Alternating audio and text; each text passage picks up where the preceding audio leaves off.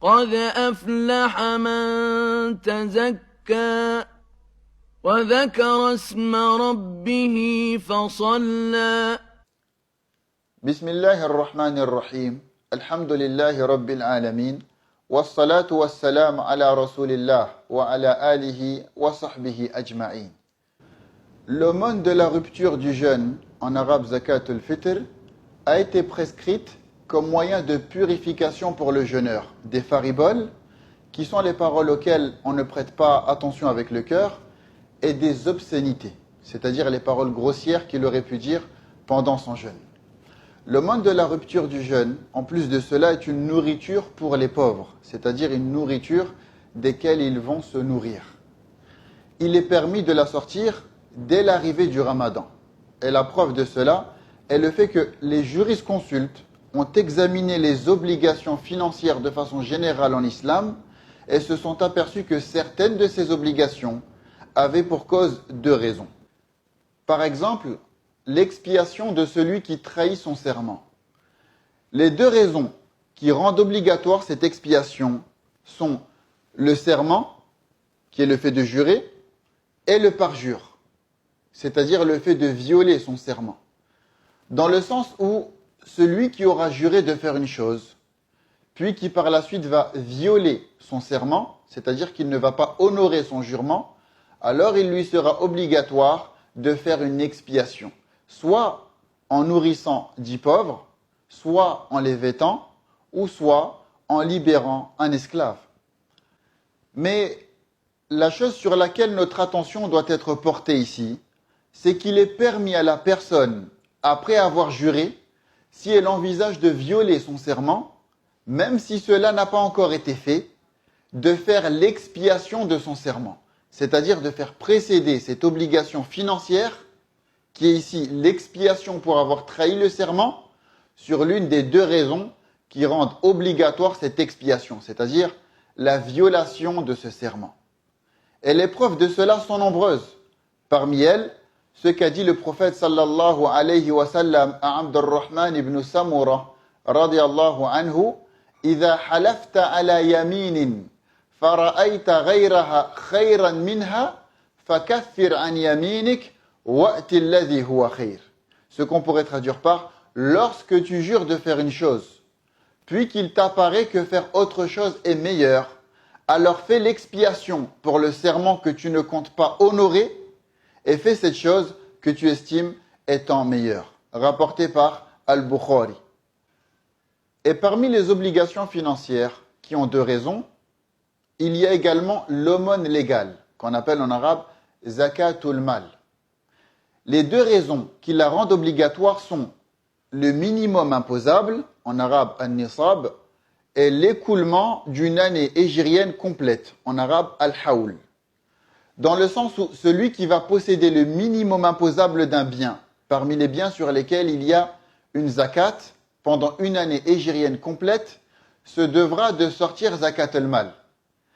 Et ici également, il est permis à celui qui va posséder ce minimum imposable, avant même que l'année s'écoule complètement, de s'acquitter de sa zakat al-mal.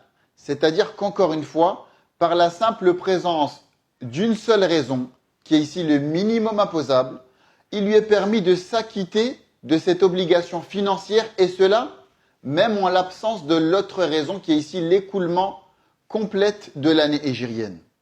Et la preuve de cela est que le prophète sallallahu alayhi wa sallam a permis à son oncle Al-Abbas radiyallahu anhu de sortir sa zakat al-mal avant que ne s'écoule l'année hégirienne complète, comme le rapporte Abu Daoud ainsi que d'autres. Et de cet exemple que l'on a cité, ainsi que d'autres, les jurisconsultes musulmans en ont tiré une règle de jurisprudence. Et cette règle est la suivante. Al-haqqul mali, idha ta'allaqa bi sababayn, jaza taqdimuhu ala ahadihima. Ce que l'on pourrait traduire par l'obligation financière, lorsqu'elle a pour cause deux raisons, alors elle peut précéder l'une des deux. Et pour l'aumône de la rupture du jeûne, zakat al-fitr, cela fonctionne de la même façon.